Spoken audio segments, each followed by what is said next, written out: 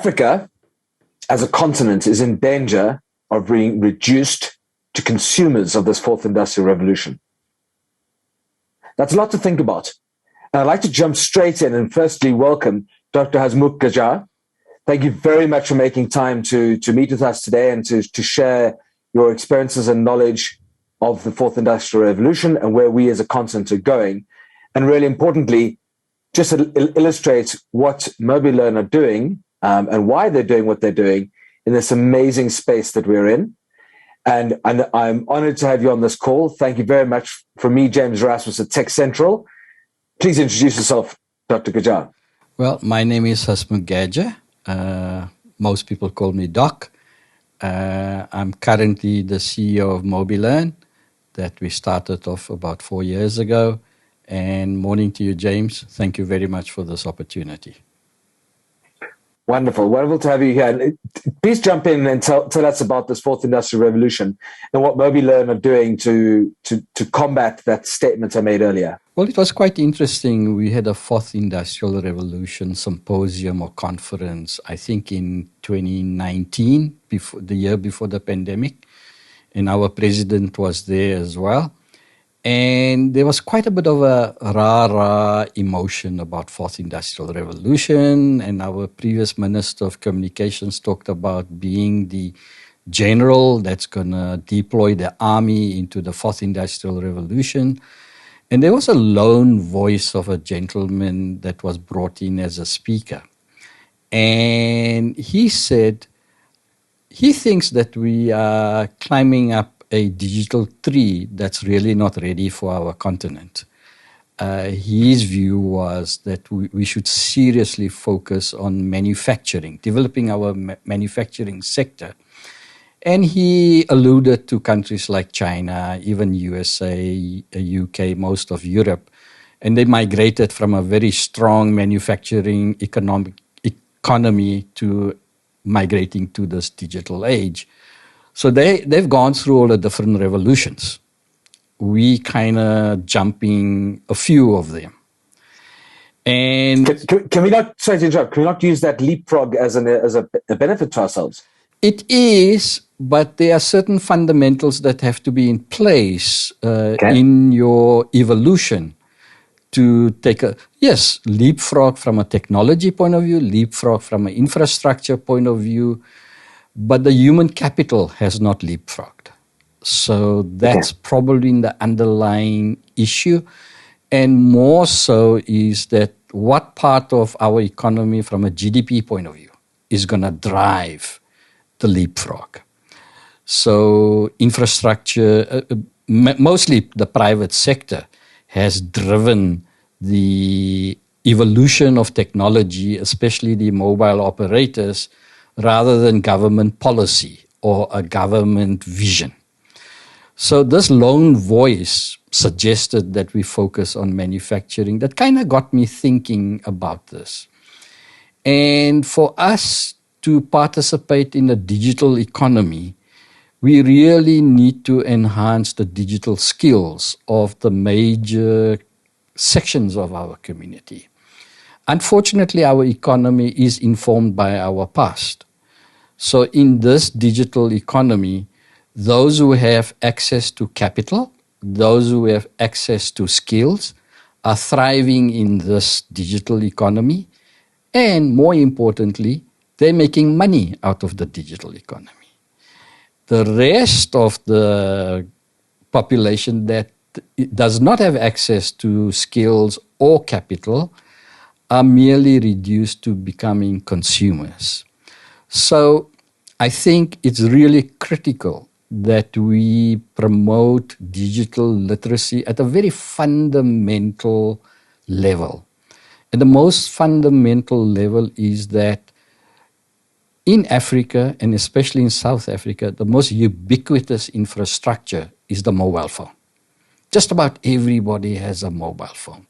And people sacrifice their budgets to spend on data acquisition and at the cost of food, schooling, and certain very, very basics. Yet...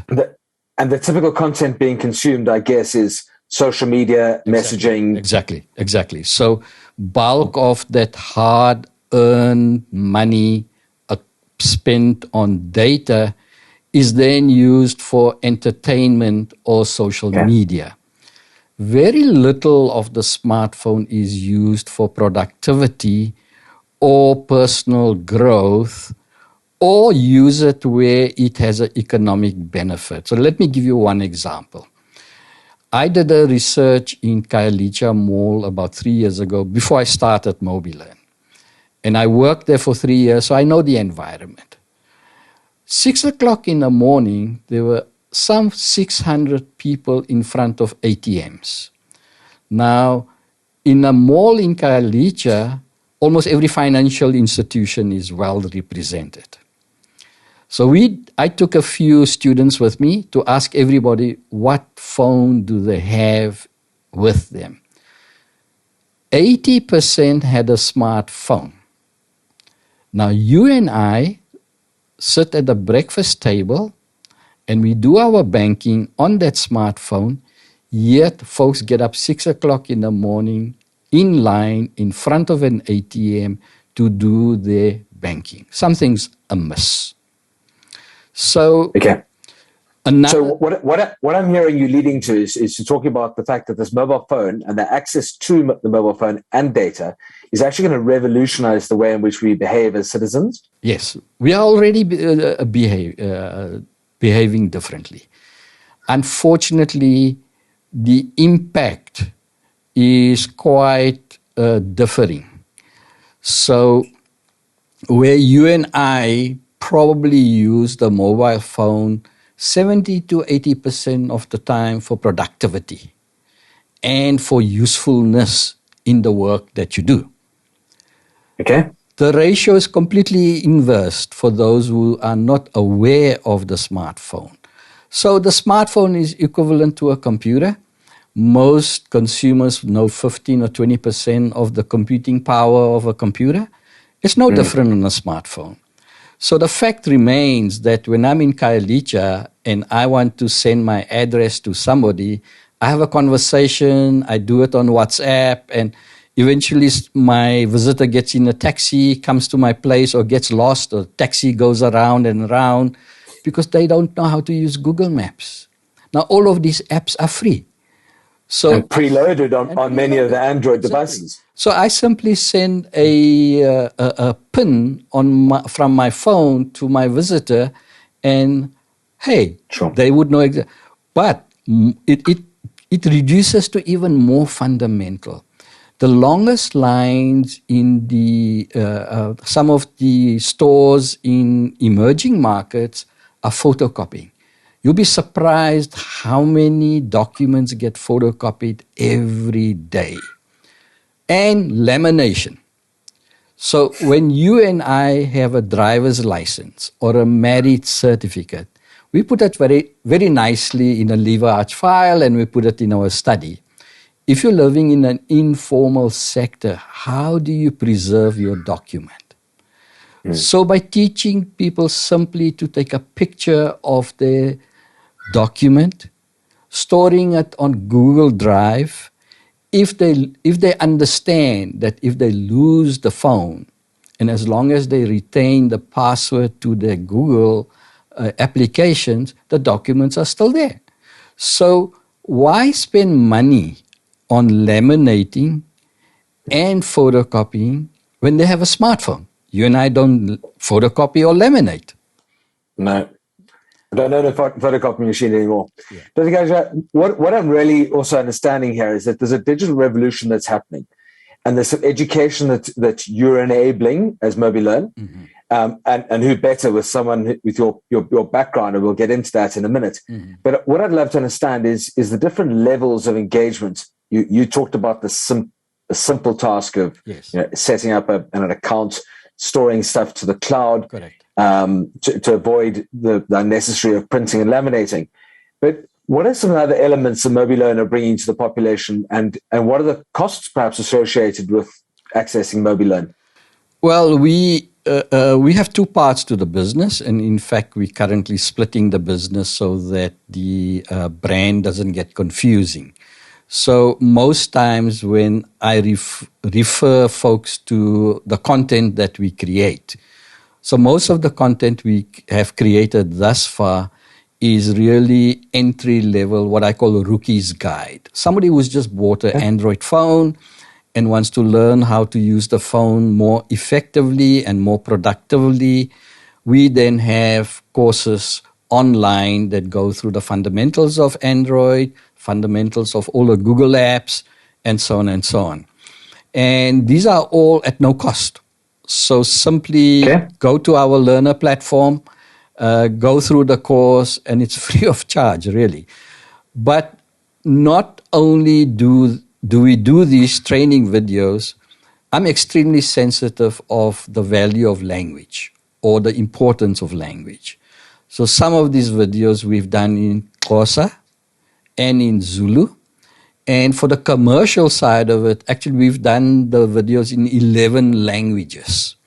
So Brilliant. I think there's a investment on our side to understand that language is quite critical.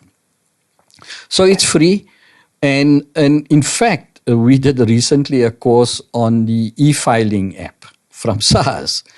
And I actually need to write to Mr. Kieswetter and refer him to this course. So we've done that very basic fundamentals of how to use the e-filing app, both in English and in Xhosa. So although we are looking at the entry-level user of a smartphone, we want to grade that over time where teachers find it useful, professionals find it useful, and even C-suite business executives may find it useful. So how do I leverage automation and the application to manage my productivity and, most importantly, my time?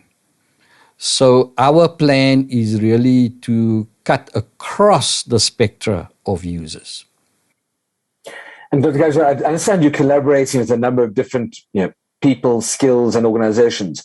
That brings a wealth of depth into the content you're producing. Yes. Can you tell us a bit more about that, with those partnerships, right? Yeah, we engage with the CoLab at the University of Western Cape here. And they actually asked us specifically to develop mobile literacy for rural communities. So that was quite a good experience for us because they did research in the rural community and did a needs analysis that informed the way we create our narrative and the way we pitch this training. We obviously, being a medical doctor, we collaborate with the medical school at University of Cape Town. So for example, when the pandemic hit, we created educational videos on COVID. So we created a video on the epidemiology of the virus, what flattening of the curve means, and also the masking. And for the health workers, what they call doffing and donning. It actually went absolutely viral across the continent because people wanted to know, how do I prepare myself before I enter a ward where I'm managing a COVID patient? But the important thing is we did it in English, Afrikaans, Xhosa, and Zulu. And all of this content was presented by the actual physicians themselves. So who better to educate the public than the cohort that's in the infectious diseases unit at Groote Schuur Hospital? Brilliant. And you clearly know your customer and your user and how to present content to them. Exactly. Dr. Gajjar, I'm fascinated to know, how did you get here in the first place? You've got a rich history and a long-standing career in the sort of tech space and telecommunications. Can you tell us quickly a bit more about yourself? Well, I born in Uitenhage, out in the Eastern Cape. They say all the good people come from the Eastern Cape. That may have been true 30, 40 years ago. I'm not so sure about it now. And I came to study at medical school, UCT, in 1971, and I qualified in 1977. Did my internship here in Cape Town, the 2 years at Livingston Hospital in PE, and came back to Grootskeur, went into general practice. And I was personally not cut out to be a general practitioner because I worked too long in a hospital. So I really wanted to see real pathology. And I felt a little uncomfortable writing 6 certificates for folks who really didn't need a certificate. So I decided to specialize. But in the meantime, that was about 88. During sanctions, it was very difficult to get hold of software. But I bought my first Apple IIe in 1984. And I just loved the technology. And I then dived into every application I could get hold of. Lotus 123, DBase, you name it, I played with it. So much so that I used some of the WordStar, DataStar, ReportStar to develop my own solution in my practice as a dispensing doctor, because there were no dispensing accounting systems, so I had to create my own. Because I loved the software, a friend of mine who became my patient, or a patient who became my friend, he said to me, I'm really impressed by a doctor who has a computer on his desk. Forget about your medical skills. So he said, well, I'm also interested in software. We started exchanging software.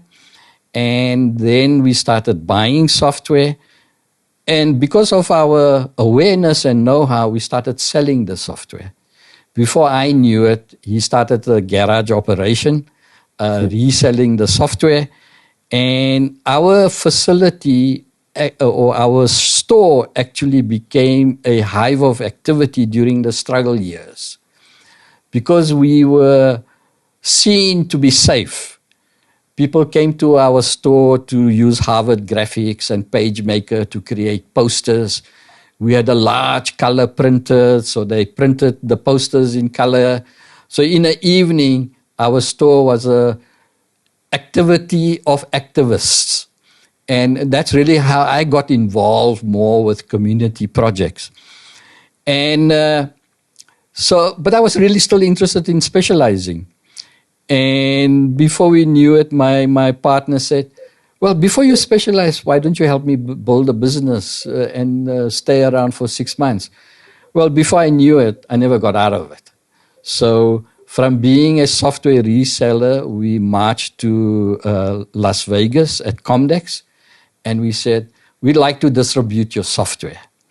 And we tabled ourselves as a black-owned company in Cape Town.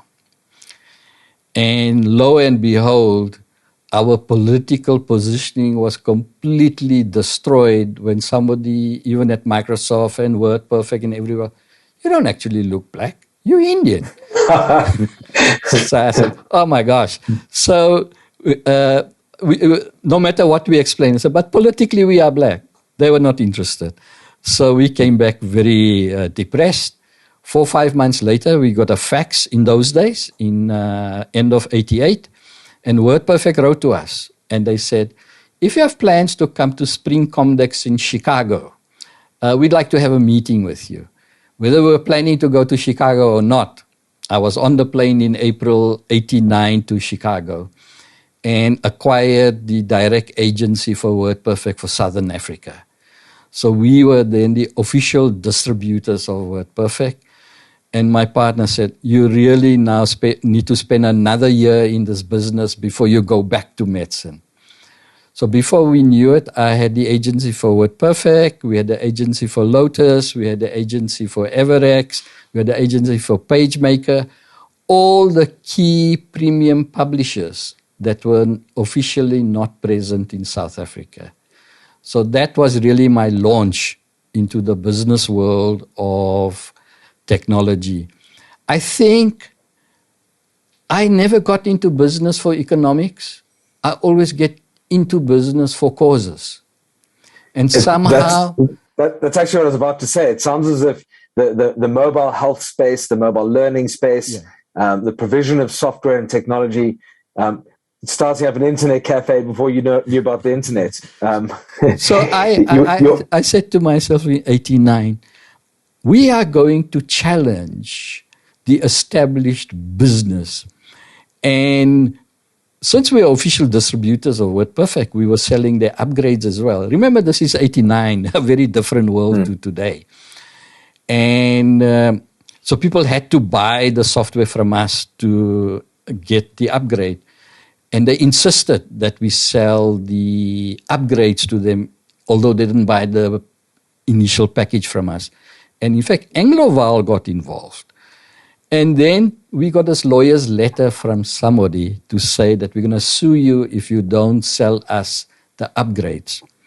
Well, the corporate counsel from WordPerfect wrote to them, it'll be our pleasure to meet you in court.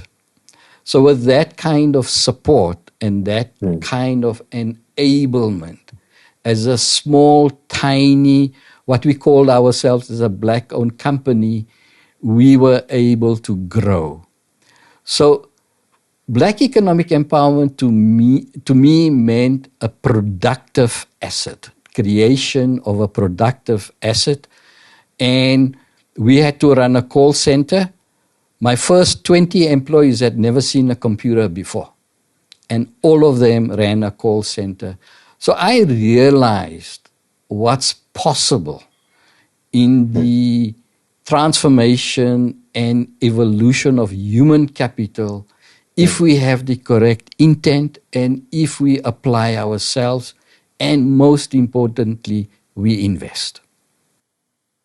Dr. Gajjar, it sounds like you are positioning yourself once again to embrace the revolution, embrace technology, bring all those services that you've and skills and passion that you've developed over these years. And I know you've got a very rich history, which you would, arguably spend days talking about. And I'd really look forward to getting to know you better. I think what we've definitely learned today is that without the passion of truly committed South Africans like yourselves, without the access to information and the use of that ubiquitous device, the mobile phone, we might lag as a continent. Absolutely. So thank you for positioning us better as South Africans. Mm-hmm. And I think what we need to do is really get the message out there and market your product, market the services that you offer, and the fact that people shouldn't be standing in a bank queue waiting to draw cash or Correct. Whatever happens at an ATM. They should really be spending more time engaging with your content on the device that's sitting idle in their pocket. Right. Correct. Look, 80% of access to internet is through the mobile device.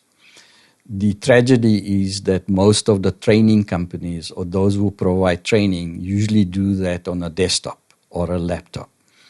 And most of the learners, when they leave that environment, have no access to that kind of infrastructure to practice what they've learned. So my belief is teach first on the mobile device because that's what they have. That's what they can practice. And what we can do with Google Docs or Google Sheets or Google Map on the desktop, we can do exactly that on the mobile phone. So from a digital literacy point of view, what I'm trying to promote is the notion of mobile digital literacy. Brilliant. And I think that's a wonderful comment to end on. Dr. Gajjar, from me, James Erasmus at Tech Central, I'd like to thank you very, very much for your time today, Pleasure. for the passion you bring to this product, and also to say a very happy birthday for Friday.